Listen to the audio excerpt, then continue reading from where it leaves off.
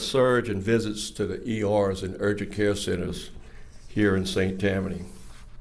We've had a surge in hospitalizations and those being cared for in our ICUs. Younger patients are infected with COVID. Pediatric wards are overwhelmed in many areas. The Delta variant is spreading rapidly and is highly transmissible. Medical professionals tell me that each infected person is possibly infecting 8 or 9 others on average. And there's an uncertainty on when we will reach the peak of this fourth surge in cases and hospitalizations. We are in a public health crisis, particularly here in St. Tammany, and as your parish president, it's my duty and responsibility to ensure the health, safety, and welfare of our citizens. That's why I've asked, once again, those medical professionals and leaders of our hospitals here in St. Tammany to give us an update and share with you, our citizens, how we all can help. So first I'll call on Dr. Preston, our coroner. Thank you, Mr. President. I find from time to time I have to remind people that I'm actually a physician as well as an elected official. And I invite anybody to go to stpcoroner.org and look at my 3-year-old resume to see my background in medicine. As a practitioner, as a teacher, as a published author and researcher. I have to tell you that I am very frustrated with the position that we are in. We are at war with the Delta variant, and this is D-Day. It has come down to this critical point where if we don't get enough people vaccinated and enough people don't take personal responsibility to mitigate the spread of virus, again, you don't have to have a crystal ball to know what's happening. You just have to look at last year, but imagine it 100 times worse. From June 15th to July 16th, we had 1 death in St. Tammany Parish. From the 17th until today, we have 24 deaths, except on my way over here, I was notified of the 25th. Those deaths represent a small fraction of people infected with COVID. We don't know what the long-term consequences of COVID are going to be, but we have a pretty good idea. There are many people suffering neurologic effects, COVID brain, potential heart disease, kidney disease. But the most important thing, and I'm sure my colleagues for the community are going to stress this, is we have outstripped the resources of our healthcare system. We are in a dire, emergent situation.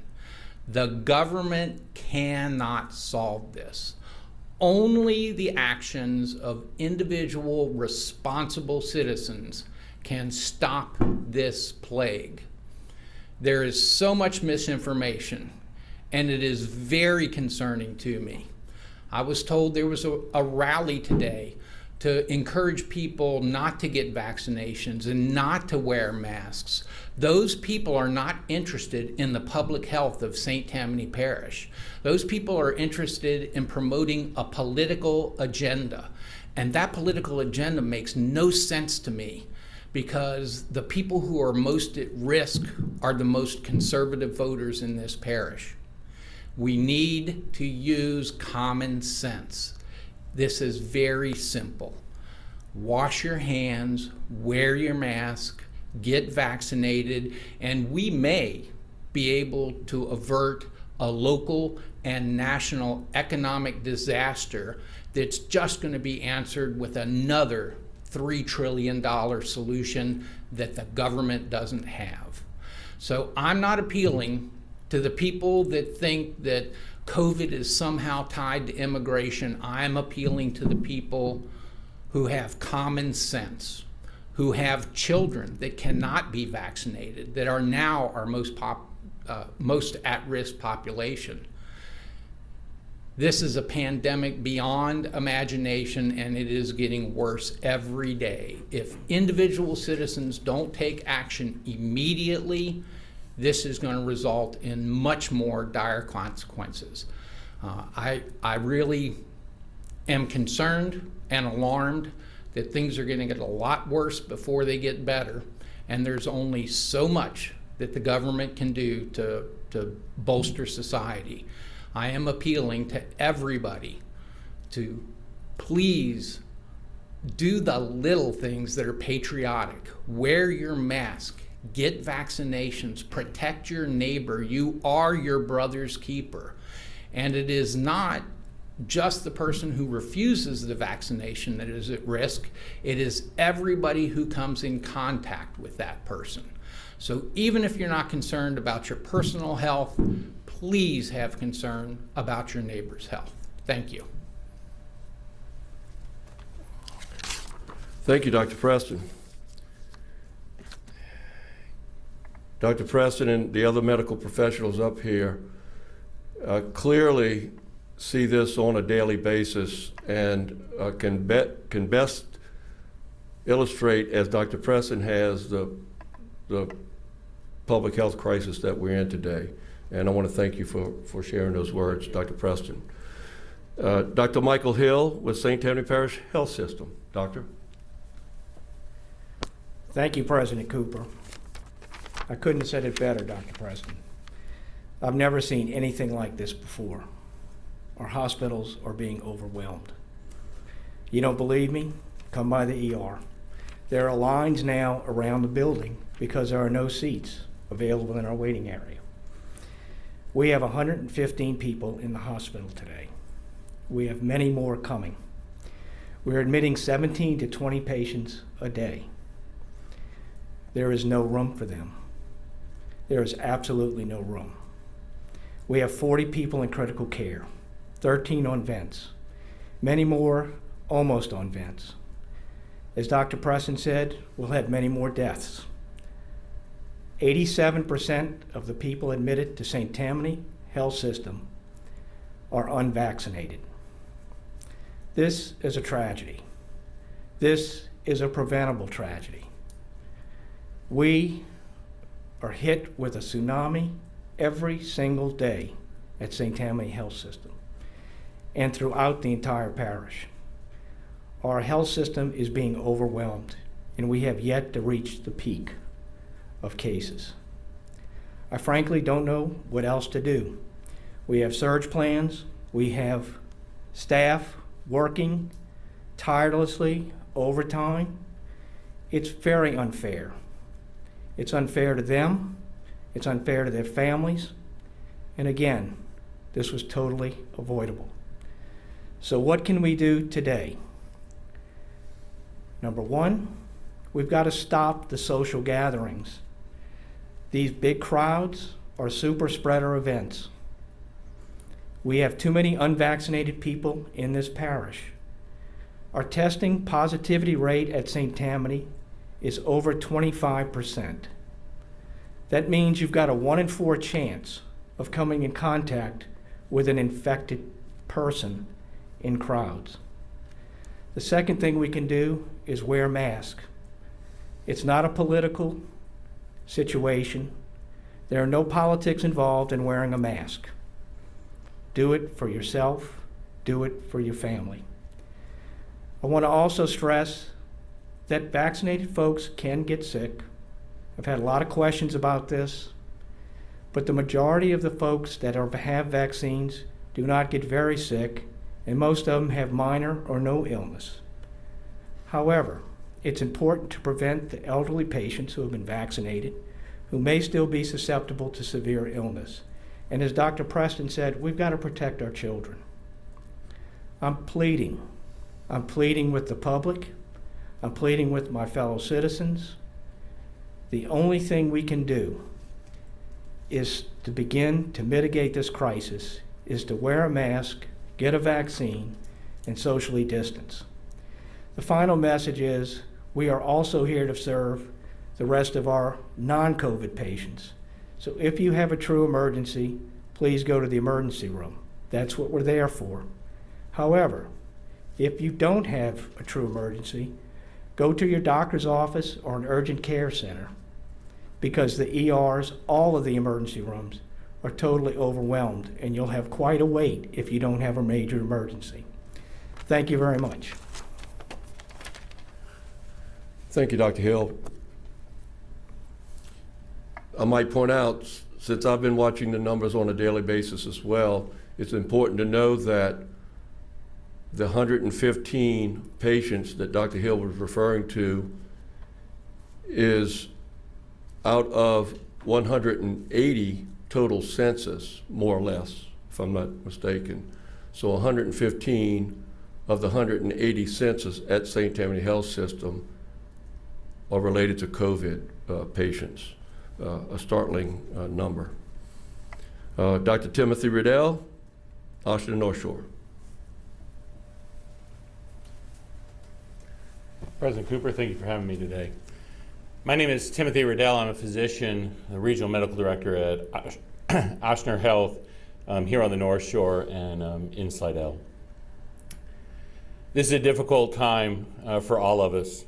You'll hear the emotion in our voice as we go and work with our staff and our teams and have to give them not just one more patient, 10 more patients, 15 more patients, every single day. Every day we hope that number is going to go down. Every day that number's been going up. We see that number continuing to increase and rise. That rise has been almost 40% since the beginning of this month alone. We've seen those increases occur. We've seen those increases occur not just in the elderly and the infirm, but our average age is 53 years old right now. We don't just see those increases in people who have comorbidities, but we see a positivity rate of 28% in our children. The only way to stop this is freedom. And I've heard a lot about freedom talked about in the last couple of weeks. But this is the freedom to act responsibly. The freedom to make a decision to protect the people you care about and to protect the people around you. This is an opportunity for Louisiana not to be 50th in every health ranking. This is what that feels like. Right now, live time, in person. This is an opportunity for us to get vaccinated, for us to wear masks, for us to distance in a way that helps keep us and all of our fellow citizens safe. Once again, I plead with you to do all of these things, and I thank you for the time today. Thank you, Dr. Riddell. And now, Dr. Jacques Guillo, Chief Medical Officer of Lakeview Regional Medical Center. Dr. Guillo. Thank you, President Cooper. So I'm Dr. Jacques Guillo, Chief Medical Officer at Lakeview. I'm trained in internal medicine and pediatrics. I'm up here giving the fourth opinion among these doctors, and you won't find so many times when there's so much agreement. My fourth opinion concurs with everything the other doctors have said. This is a crisis. I think the big message is that this is very real, and we need to focus on what we can do to improve the situation. I want to talk about how much our resources are stretched thin. At Lakeview, we have 38 COVID patients right now. We have a little bit of a smaller census, but that 38 represents well over a third of our acute care patients at this time. And this is almost 1.5 times the peaks that we had, or the number of patients we had in the previous peaks. We have about 2.5 or 3% of our employees out with COVID illness themselves. It's stressful taking care of these patients. You're always worried about the risk of infection. You have the burden of taking the personal protective equipment off and on. You're dealing with patients and their family members that are struggling dealing with this illness. So there's a real burden. The other thing, Dr. Hill talked about taking care of people with non-COVID illness. And to take it a step further, we represent the larger hospitals in the community.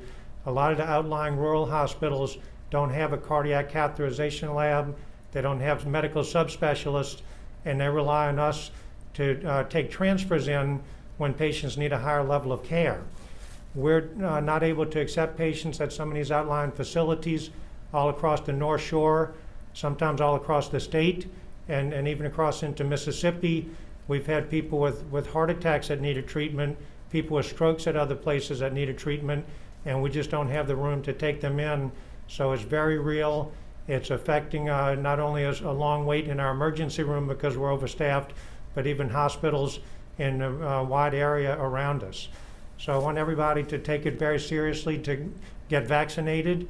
I want to remind everyone that vaccination can decrease the chance of getting a COVID infection, but more important than that, it's not 100% effective. If you do get COVID after the vaccine, you're going to have a much greater chance of a milder illness and a chance to avoid a hospitalization.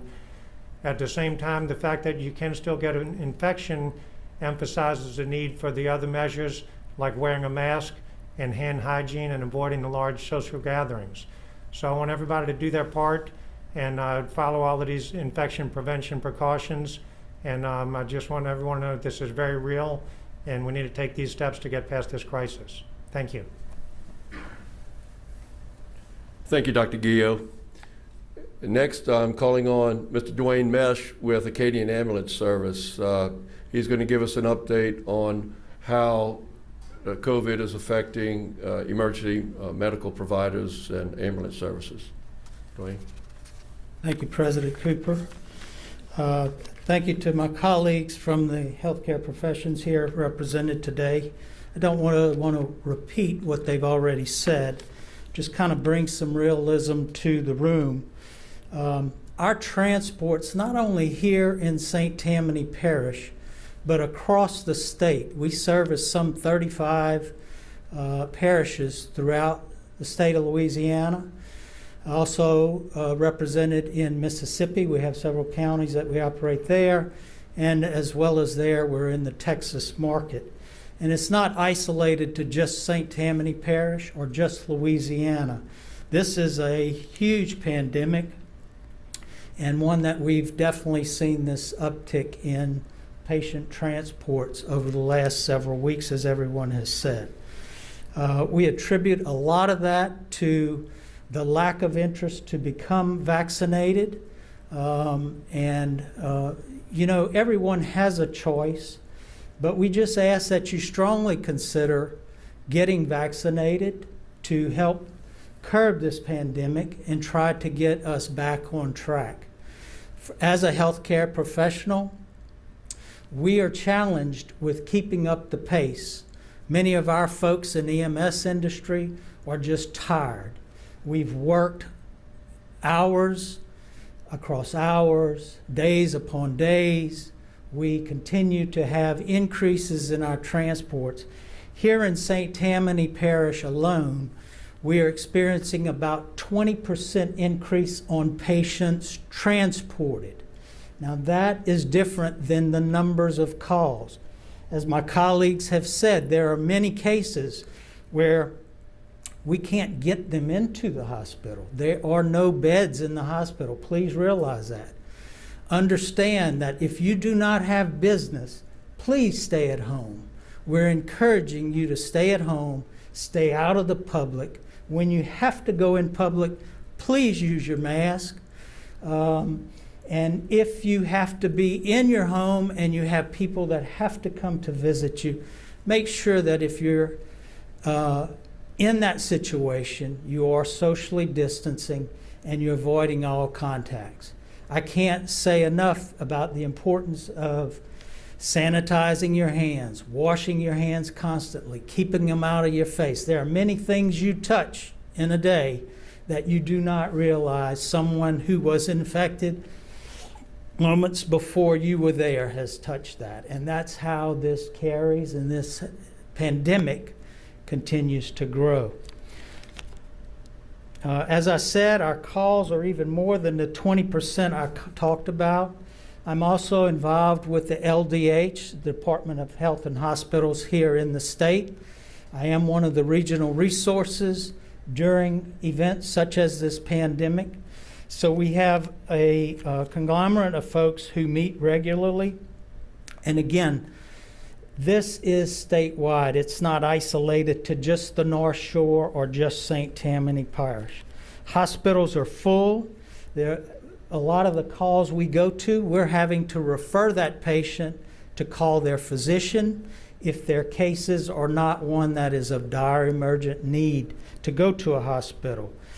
We encourage them to call their physicians. Some of these patients we're taking to alternative destinations such as urgent care centers and behavioral health units where we're going directly to them. We're following the Centers for Medicare and Medicaid Services, CMS guidelines, in doing so. Some of these patients we're treating in place following those same guidelines through CMS, and we're trying to keep as many patients as we can that really don't need the hospital out of the hospitals so that we do have the ability to treat those that seriously need the hospital and need those admissions. Many of the hospitals, as you may not know, are not doing routine surgeries as they normally would. They have had to discontinue that practice in order to try to keep the beds open for all the critically injured patients, critically ill patients, and those who are COVID-related patients. Just some things I want to mention is that you remain home, and again, if you don't need to travel, please stay in your home. Avoid personal contact, limit those distances to 6 feet or greater, and you should always mask up. Even though you've had the vaccination, you still can get COVID, but please understand that the science is showing that many of the cases where people have been vaccinated and are getting COVID, their outcomes are much better than those who have not received the vaccines. Some people are telling us that they're afraid of the position that they're put in when they have to take a vaccine, and I understand that. But if you're not certain, please call your doctor's office. Speak to your doctor. Let him look at your case. There are some cases where that may be true. But in most cases, the vaccine is definitely the route that you want to go. So keep your hands away from your face, practice distancing whenever possible, and stay safe. Thank you. Thank you, Dwayne. Thank you, Dwayne. Appreciate that. Mr. Montgomery, District Attorney, 22nd Judicial District. Thank you, President Cooper. My name is Warren Montgomery. I'm the District Attorney for Washington and St. Tammany parishes. And I come to you today not as a physician or someone skilled in the medical field. I come to you just as you are, an average citizen, observing all this, all that's transpired. And one thing that all of us can agree upon is that these individuals, these men in the medical field, are not part of some vast political conspiracy. They're all telling you what they know based on their experience, their knowledge, their expertise, and that is that we're in a crisis. I know that many of you, like me, had hoped that all this would have passed and that by this time, back to school, that we wouldn't have to be wearing masks, that maybe we wouldn't even have to be worried about vaccines. But things have changed. Dr. Preston mentioned a month ago, 1 person dead from COVID. The last 30 days, 25. That's a dramatic increase. And all these medical professionals referred to the fact that not only are people dying from COVID, but it's being pushed out into other lack of operations, medical care, other people who are dying as a result of our inability to handle the COVID situation. So this crisis is impacting not just people with COVID, it's impacting other people with health issues, it's impacting the court systems. We can't have trials, therefore we can't hold people accountable, therefore people are committing crimes because they're out on the street and there's no accountability. This is a now a do or die moment, ladies and gentlemen, for us as a community. It requires all of our efforts, all of our focus, and I urge you to get vaccinated, follow all the other prescriptions if they're recommended, wear a mask. That's very, very important for our community, and I say that simply as someone like you. Look, this is not all made up. This is reality, and it's happening to us and our community, and we've got to take responsibility and do everything we can to stop it. Thank you so much, and God bless. No,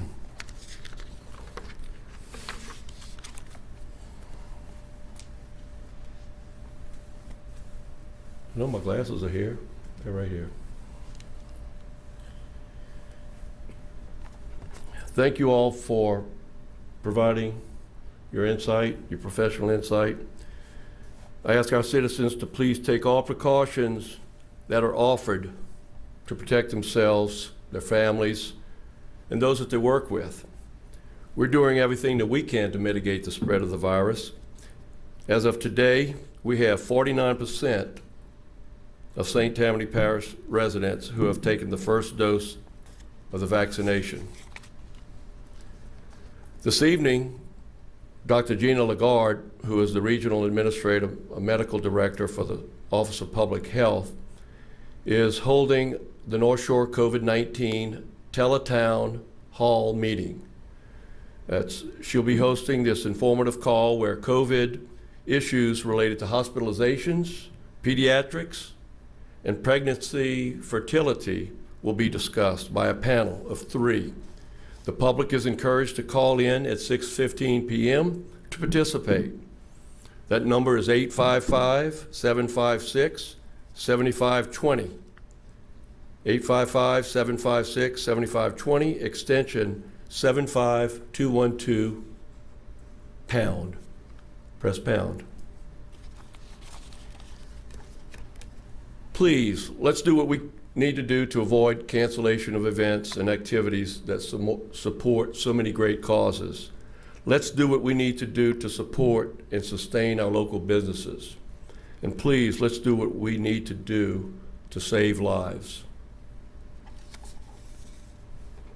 I thank you. I'll open it up for questions for myself or any of the professionals that we have here. I guess so. Question for everyone in all the hospital systems in the area. We're seeing a few other systems in Louisiana now mandating vaccines for their employees. Obviously, a lot of medical workers, doctors, nurses included, have not gotten the vaccine. Is there any sort of timeline on when that would be mandated in each of your systems? I'm going to answer on behalf of St. Tammany Parish government. We are certainly hoping that we don't have to get to a requirement for asking our employees to get vaccinated. We're hoping, because of the plea that you've heard here from our chief medical officers and health professionals, that people will indeed heed the call for getting the vaccination.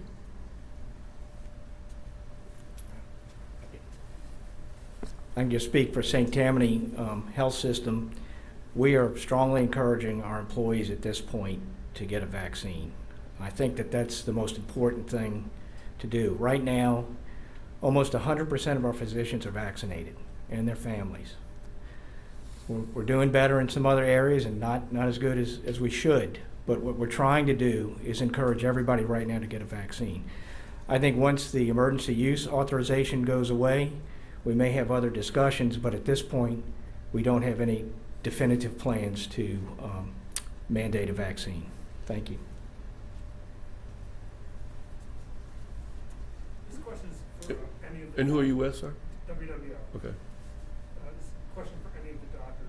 Can you just think of maybe your frustration that how many medical professionals you bring up here, how many doctors, how many experts, that just there's a group of people in the population that are just not going to get vaccinated. Can y'all speak about that? I'll take the boiling over with frustration. So yeah, it is very frustrating to be in a position where all of us have dedicated our lives to preventing harm, to preventing illness and death. And despite that, the proliferation of very sophisticated misinformation is convincing people not to use common sense, not to rely on CDC.com, JohnsHopkins.com, the Mayo Clinic. There are so many reliable sources of information, and instead they're turning to clearly sources with political agendas trying to make this some kind of civil rights issue. This is not a civil rights issue. This is a worldwide health crisis. And it is very frustrating that our medical system is on the verge of collapse because of the success of these very sophisticated misinformation sources that encourages people to ignore the advice of medical professionals and doctors. And so that's why I'm reaching out to influencers in the churches, in business, as many people as I can. And I will tell you, probably the most persuasive influencers are those who have had COVID or have had a loved one who have had COVID. And they see the suffering in their families, and they're calling me up and asking me just how fast they can get a vaccine and where they can get it. And I welcome those calls, because those people, unfortunately, are learning the lesson the hard way, but that message is slowly trickling out. And again, don't trust any of us. Trust your doctor. If you can't trust your doctor, why is he or she your doctor? So please, reach out, find reliable information from multiple different sources, but beware of anything that is funded by a political agenda, because that is truly dangerous, and it is going to result in significant injury and significant death.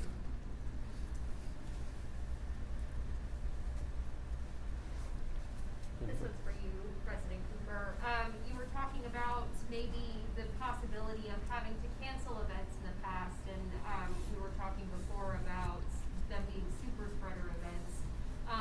Has the discussion come up in St. Tammany Parish government on whether to cancel events, or is there a point that you guys are looking to make that decision? We have no plans at this time. We're hoping that those who may be planning such events, if it is in fact a super spreader, where it brings people, whether it be inside and or outside, that the organizers consider making those decisions right now.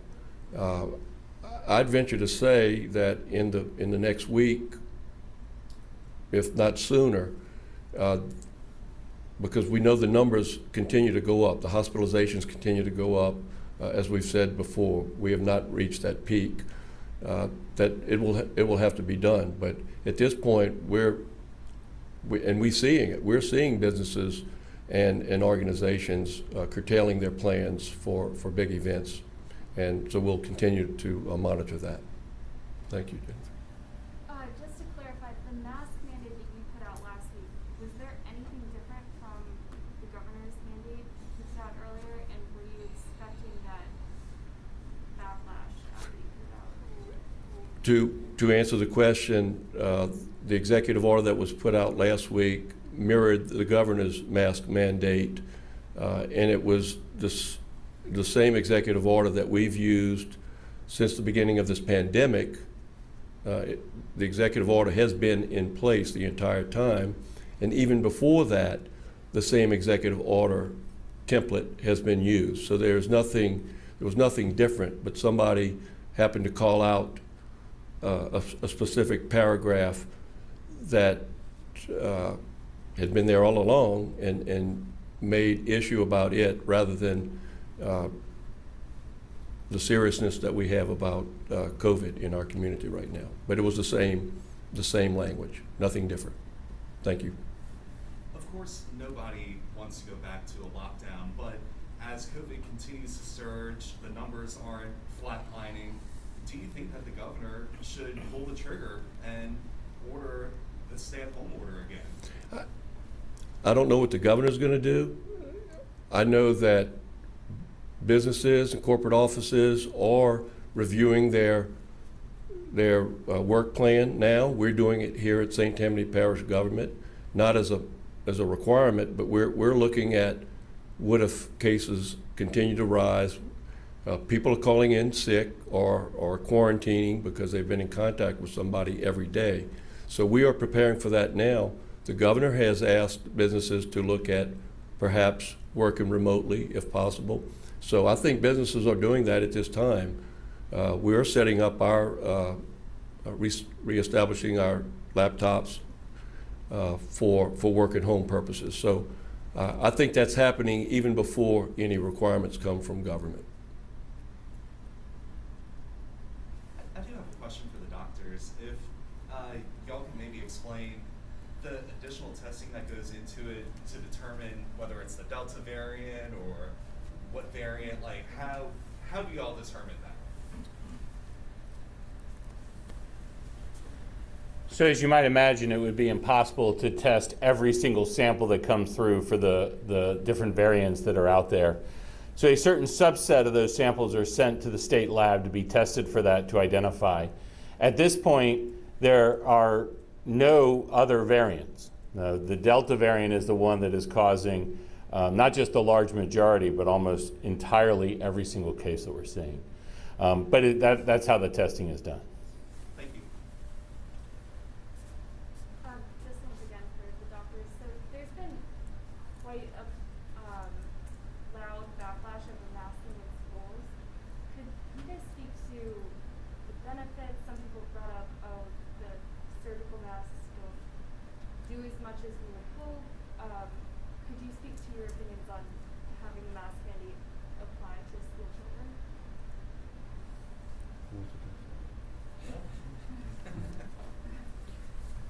But surgical masks do work.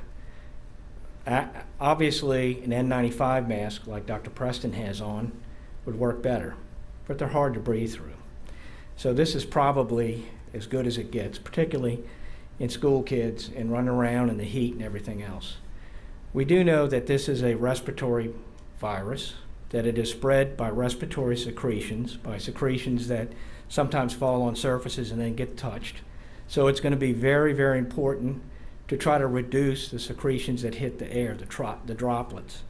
And the only way to do that is to either get away from people, which you cannot do in a classroom, although they try the best they can, or put a mask on. Now, I know that's controversial, but the science has proven that when we were all wearing masks and kids weren't together, we had no RSV. Respiratory syncytial virus is taken off because kids took off the mask. And look, I think there are times when maybe we have low prevalence of COVID in the community, we can rethink the mask requirement. But when we're in a major crisis, when very many people are running around with COVID, asymptomatic and symptomatic, we've got to take mitigation. And one of the mitigations is wearing a mask. So I think the best you can do, is it perfect? No. But I think from a public health standpoint, it's better to have masks in school right now than not.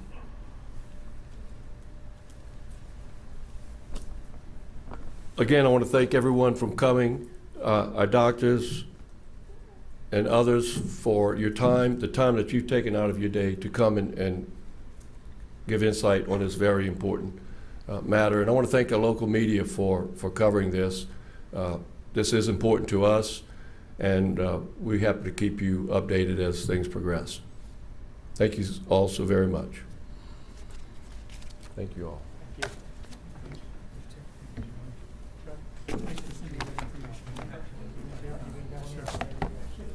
Thank you, sir. Thank you. That's good work. Oh, absolutely. Good work. Thank you, Glenn.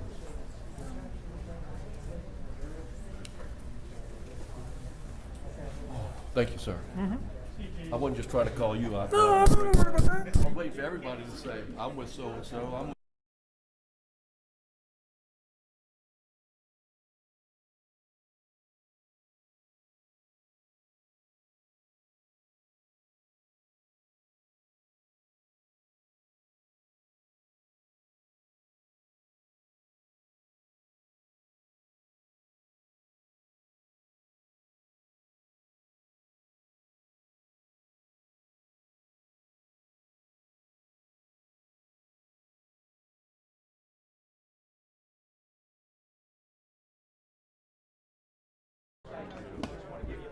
That is good news.